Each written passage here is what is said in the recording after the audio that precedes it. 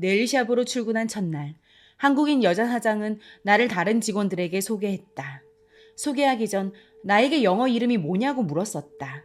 나는 즉석에서 티나라고 대답을 했다. 미국으로 오는 비행기에서 봤던 영화 속 여자 주인공의 이름이었다. 꽤 넓은 규모였던 샵은 일하는 직원이 10명 정도 있었다. 그중 내 또래로 보이는 이들도 있었지만 대부분은 40, 50대 전후에 나이가 좀 있어 보이는 여자들이었다. 자기네들끼리 대화를 나눌 때 중국어를 쓰길래 중국 사람들인 줄 알았는데 네가 티나라고? 나에겐 한국말로 건넨다. 알고 보니 모두 조선족 사람들이었다. 나에게도 시술이 가능한 테이블 자리가 생겼지만 도통 무엇을 해야 할지 알 수가 없었다. 아침엔 다 같이 청소를 하니 물걸레로 바닥을 닦고 널어놓은 행주를 개어 서랍 안에 넣는 등 눈치껏 일을 도왔지만 그 후엔 도무지 내가 할 수 있는 일이 없었다. 직원들과 다르게 샵에 들어오는 손님들은 한결같이 금발머리의 백인 여성들이었다. 손님들이 들어오면 샵 직원들은 그 많은 손님들의 이름을 귀신같이 외워 부르면서 온몸으로 반갑게 맞이했다. 나에게는 야, 티나, 네가 마지막에 들어왔으니까 선배들 심부름도 네가 해야 하는 거 잘 알겠지?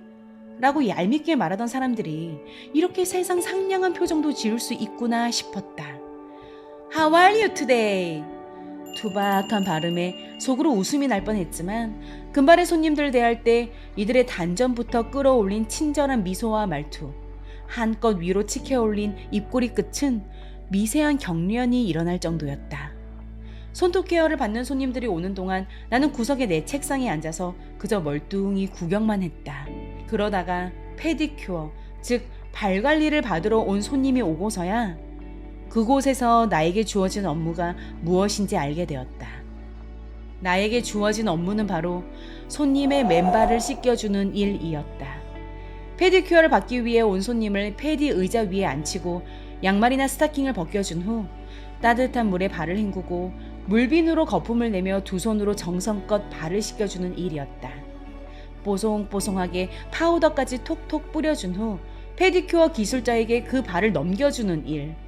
그것이 그곳에서 티나, 내가 해야 할 업무였던 것이다. 다들 어떻게 찾아오는지 번화가에서 한창이나 떨어진 이 외진 곳에 손님들은 쉴 새 없이 들어왔다. 들어오자마자 카운터에서 자신의 이름이 적힌 네임카드를 빼고 직원에게 건네주면 담당 직원은 특별히 오늘 뭐 할 거냐고 묻지도 않고 바로 자리로 안내를 했다. 일을 하면서 알게 된 거지만 당시 미국 여자들은 매주 한 번 정기적으로 네일 케어와 페디큐어를 받는 경우가 대부분이었다. 특히 고급 주택가인 롱아일랜드 한적한 곳에 위치했던 그 샵은 한눈에 딱 봐도 돈 많은 상류층 여자들이 주요 고객들이었는데 이들은 매주 정해진 요일, 정해진 시간에 정확히 나타나서 손과 발을 관리하고 갔다. 금요일과 토요일 오후엔 파티에 가는 드레스 차림으로 오는 이들도 많았다. 연달아 8개 정도가 나란히 붙어있던 페디큐어 의자는 허리 높이 이상으로 배치가 되어 있었는데 손님이 그 의자 위에 올라가 앉으면 딱 종아리와 발만 내 앞으로 오는 구조였다. 바로 그 앞에는 큐티클을 제거하고 펄리쉬를 바르는 시술자가 앉아야 하기 때문에 나는 그 옆으로 바퀴가 달린 작은 목욕탕 의자에 앉아서 손님의 발을 씻겼다. 마사지를 추가하는 손님에게는 오일을 바르고 10분가량 발 마사지도 해주었다. 아니 그래도 다른 사람이 발을 씻겨주는 일 같은 걸 어떻게 했냐고 나중에 나에게 묻는 친구들도 많았는데 나는 웬일이지 그때는 자존심이 상한다거나 불편하게 느껴지진 않았다. 인상 깊은 마사지를 해주었을 때 받을 수 있는 팁도 하우스페이 이상이 될 때가 있었고 팁통에 돈을 넣으며 그저 묵묵히 내가 할 일을 매일 할 뿐이었다. 그런데 애로사항은 따로 있었다. 바로 참기 힘든 발냄새였다. 이상하게도 발냄새가 안 나는 여자들이 거의 없었다. 이들이 먹는 치즈 때문인가? 백인들에게만 나오는 독특한 호르몬 때문일까? 별별 생각을 다 했다. 브리트니 스피어스처럼 화려하고 예쁜 금발의 미녀들도 마치 약속이나 한 듯 발냄새가 났다. 그런데 이 냄새가 내가 원래 알고 있던 것과는 많이 달랐다. 내가 아는 발냄새라는 건 뭐랄까 좀 꾸리꾸리하고 구수한 청국장 같은 그런 쿰쿰한 계열이었는데 이들에게 나는 냄새는 시큼했다. 톡 쏘는 듯한 식초, 그런데 그 식초가 오래되어 썩어가는 냄새 같았다. 그 냄새를 10분 이상 연달아 맡고 있을 때면 극심한 두통이 오곤 했다. 하루 종일 코를 가까이 대고 수십 명의 썩은 식초 냄새가 나는 발을 씻기는 일은 밥을 제대로 먹을 수도 먹은 것을 제대로 소화시킬 수도 없는 비위상하는 일이었다. 하루는 정말 너무 어지러워서 휘청하고 그만 바닥에 주저앉았는데 그날만큼은 호랑이 여자 사장도 탕비실에서 나를 쉬게 했다. 발냄새 말고도 나를 힘들게 했던 게 하나 더 있었다. 바로 조선족 직원들의 텃세 부림이었다. 서울 말투를 쓰는 나를 처음부터 그들은 싫어했다. 은근히 왕따를 시키는 게 아니라 대놓고 괴롭히곤 했다.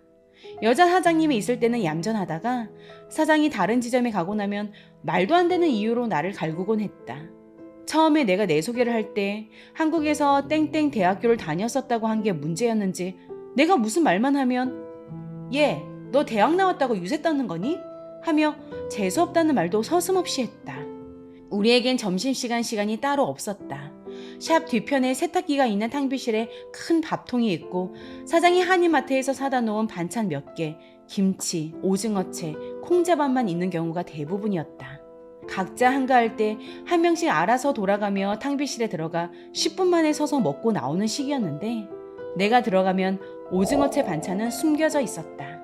김치 국물에 맨밥을 비벼 먹고 대충 허기를 채우고 탕비실을 몇 분 만에 나오곤 했다. 내가 기술이 없어서 더 무시하나 싶어서 얼른 기술을 배우려고 노력도 했다. 손님이 없을 때 동갑내기 조선족 여자애 유일하게 나를 미워하지 않았던 그 친구에게 배우곤 했다. 어느 정도 큐티클 제거와 쉐입 잡는 걸 배웠다 싶어서 사장님에게 말했고 나도 첫 손님을 받게 해주었는데 첫날부터 피를 잔뜩 내고 샵은 난리가 났다. 나에겐 왼손잡이용 니퍼가 필요했지만 그걸 따로 사달라고 말할 깡단까진 없었다. 결국 나는 3개월을 못 버티고 그곳을 나오게 되었다.